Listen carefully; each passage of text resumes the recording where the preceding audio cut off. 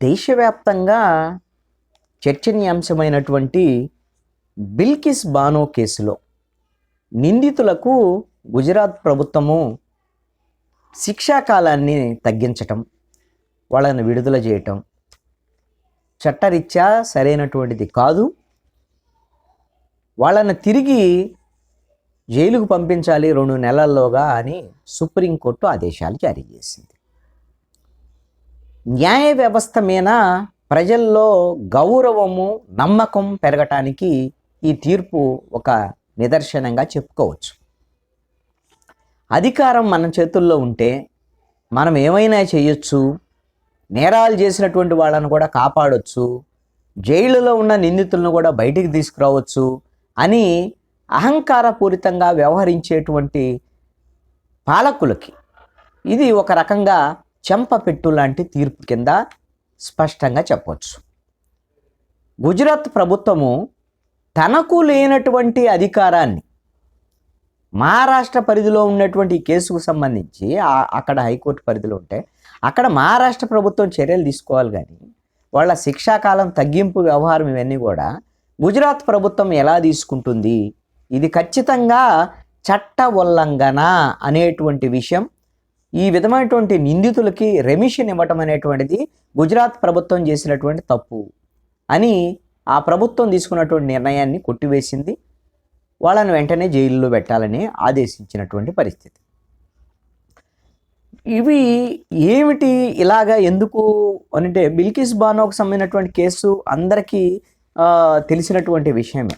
ఎందుకోసమనంటే ఇది దేశవ్యాప్తంగా చర్చనీయాంశమైనటువంటి కేసు. 2002లో గోద్రా రైలు దమనకాండ అనంతరము గుజరాత్లో మతపరమైనటువంటి అల్లర్లు జరిగేటువంటి సందర్భంలో పారిపోతున్నటువంటి బిల్కిస్ బానో, అప్పుడు ఆవిడకి వయసు 21 సంవత్సరాలు, ఒక 5 నెలల గర్భవతి కూడా.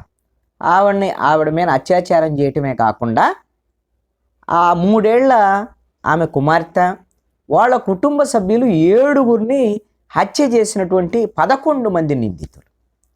వీళ్ళకి 2008 జనవరి 21 తేదీన సిబిఐ ప్రత్యేక న్యాయస్థానము యావజ్జీవ కారాగార శిక్ష విధించినటువంటి పరిస్థితి.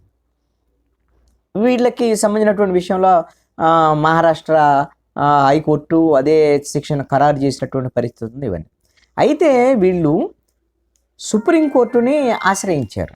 వాస్తవాలను దాచిపెట్టి తమకు రెమిషన్ ఇవ్వాల్సిందిగా సుప్రీంకోర్టును ఆశ్రయించటం, సుప్రీంకోర్టు వీటికి సంబంధించినటువంటి విషయంలో ఒక కమిటీ వేసి నిందితులందరికీ రెమిషన్ మంజూరు చేయాలని ఆదేశాలు జారీ చేస్తే గుజరాత్ ప్రభుత్వం 2022 ఆగస్టు 15వ తేదీన దోషులు వీళ్ళని విడుదల చేసింది.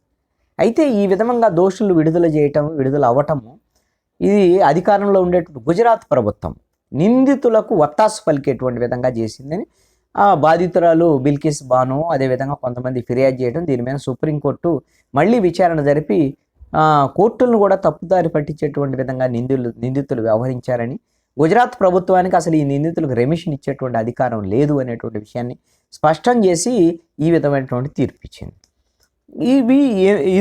ఈ అంశంలో నేను ఒక ఆంధ్రప్రదేశ్కు సంబంధించినటువంటి ఒక కేసు ప్రస్తావన చేయదలుచుకున్నాను. ఎందుకు అని అంటే, మనకు అధికారం ఉంటే మన వాళ్ళు ఎవరైనా సరే నేరాలు చేసినా సరే వాళ్ళని బయటికి తీసుకురావచ్చు, వాళ్ళ మీద కేసులు కూడా ఎత్తేయచ్చు అనేటువంటి విధంగా ఆంధ్రప్రదేశ్ ప్రభుత్వం కూడా సామినేని ఉదయభాను, ఇప్పుడు జగ్గేపేట ఎమ్మెల్యే, ఆయన మీద గతంలో నమోదైనటువంటి వివిధ కేసులు 10 కేసులు ఉన్నటువంటి ఆయన మీద ఈ కేసులు అని ఎత్తివేయాలి అని అంటే రాష్ట్ర హైకోర్టు అనుమతి మేరకు రాష్ట్ర ప్రభుత్వం వీటిని ఎత్తివేయడానికి అవకాశం ఉంటుంది. ఆయనతో పాటు ఇంకా చాలామంది మీద విడుదల రజనీతో పాటు కొంతమంది మీద కేసులు ఉన్నాయి. ఒక 42 కేసులో ఏమో ఉన్నటువంటి పరిస్థితి ఉంది, ఎమ్మెల్యేలు, మంత్రులు, ఇలాంటి వాళ్ళందరి మీద.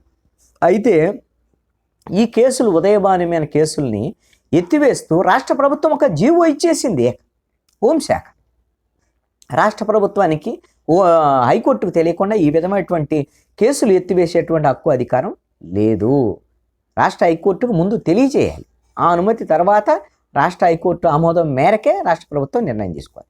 దీని మీద నేను ఒక న్యాయవాదిగా ఈ అంశం మీద స్పందించి సామినేని ఉదయభాను మీద ఉన్నటువంటి ఈ 10 కేసుల్ని ఆంధ్రప్రదేశ్ జగన్మోహన్ రెడ్డి ప్రభుత్వము ఏకపక్షంగా హైకోర్టుకు తెలియకుండా ఎత్తివేయటాన్ని నేను ఆంధ్రప్రదేశ్ హైకోర్టులో ఛాలెంజ్ చేశాను, పిటిషనర్గా ఛాలెంజ్ చేశాను. దాని మీద కోర్టులో వాదోపవాదాల అనంతరం కూడా రాష్ట్ర హైకోర్టు స్పందించి ఈ విధంగా రాష్ట్ర ప్రభుత్వము తమ ఇష్టానుసారంగా హైకోర్టుకు తెలియకుండా కేసులు ఎత్తివేత చెల్లుబాటు కాదు అని ఆంధ్రప్రదేశ్ హైకోర్టు తీర్పిచ్చింది. వీళ్ళ మీద మళ్ళీ కేసులు ప్రాసిక్యూట్ చేయండి, ఆ కేసులన్నీ విచారణ జరిగేటటువంటి విధంగా చూడండి అని చెప్పేసి రాష్ట్ర ప్రభుత్వానికి ఆదేశిస్తే మళ్ళీ రాష్ట్ర ప్రభుత్వం వాటిని మళ్ళీ కేసులు రీఓపెన్ చేసినటువంటి పరిస్థితి ఉంది.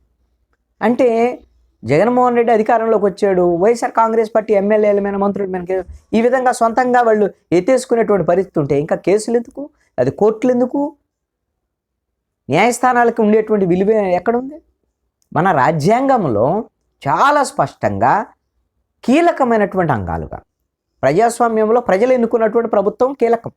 అవి చట్టసభలు, అసెంబ్లీ కానివ్వండి, పార్లమెంట్ కానివ్వండి, ప్రజాప్రతినిధులు దాంట్లో చట్టాలు చేయాలి, చట్టాలు అమలు జరిగేటువంటి పరిస్థితి చూడాలి, కొన్ని నిర్ణయాలు చేయాలి. అయితే ఆ నిర్ణయాల్ని వాటిని అమలు పరిచేది ఎవరు? కార్యనిర్వాహక వ్యవస్థ. అయితే వీళ్ళిద్దరూ ప్రజలు ఎన్నుకున్నటువంటి ప్రభుత్వము, కార్యనిర్వాహక వ్యవస్థ సరైనటువంటి నిర్ణయాలు చేసిందా, సరిగ్గా అమలు చేస్తుందా లేదనేటువంటిది సమీక్షించేటువంటి హక్కుని, అధికారాన్ని జ్యుడిషియరీకి కల్పిస్తూ, న్యాయ వ్యవస్థ కల్పిస్తూ రాజ్యాంగం హక్కులు కల్పించింది. అందుకనే ఇప్పుడు గుజరాత్ ప్రభుత్వం తీసుకున్నటువంటి ఆ నిందితులకు ఏదైతే రెమిషన్ కల్పించారో, వాళ్ళ శిక్షాకాలాన్ని తగ్గించేటువంటి ప్రభుత్వం తీసుకున్నటువంటి నిర్ణయమో, ఆ ప్రభుత్వానికి ఆ హక్కు అధికారం లేదు. మహారాష్ట్ర ప్రభుత్వం దగ్గర వెళ్ళాలి, వాళ్ళు ఏదైనా నిర్ణయం తీసుకోవాలి తప్ప గుజరాత్ ప్రభుత్వం తీసుకోవడానికి లేదు అనేటువంటి విధంగా ఈ రోజున సుప్రీంకోర్టు గుజరాత్ ప్రభుత్వం చేసినటువంటి తప్పును సమీక్షించి ఆ రెమిషన్ని కొట్టివేసింది. వాళ్ళ శిక్షాకాలాన్ని తగ్గించడానికి తప్పు అని చెప్తుంది, వాళ్ళ మళ్ళీ జైల్లోకి పంపించమన్నారు. ఇది మన రాజ్యాంగం యొక్క మన బ్యూటీ ఆఫ్ కాన్స్టిట్యూషన్ అన్నమాట. అప్పుడప్పుడు ఈ విధమైనటువంటి తీర్పులు రావడం ద్వారాగా మన న్యాయ వ్యవస్థ మీద ఖచ్చితంగా ఒక భరోసా, నమ్మకం కలిగేటువంటి పరిస్థితులు ఉంటాయి. బాధితుల్లో కానివ్వండి, ప్రజల్లో కూడా. న్యాయ వ్యవస్థ కూడా లేదనుకోండి, వీళ్ళు ఇష్టారాజ్యంగా గెలిచినటువంటి వాళ్ళందరూ కూడా తన ఇష్టారాజ్యంగా పాలన చేసుకోవటం, నిందితులు, నేరస్తులకు సంబంధించినటువంటి వాళ్ళందరినీ కాపాడుకునేటువంటి పరిస్థితులు ఉంటాయి అనేటువంటిది స్పష్టంగా అర్థమవుతుంది జరుగుతున్నటువంటి పరిణామాల బట్టి. ఇది ఖచ్చితంగా బిల్కిస్ బానో బాధితురాలు ఆవిడ ఆనందం వ్యక్తం చేశారు ఈ తీర్పు తర్వాత.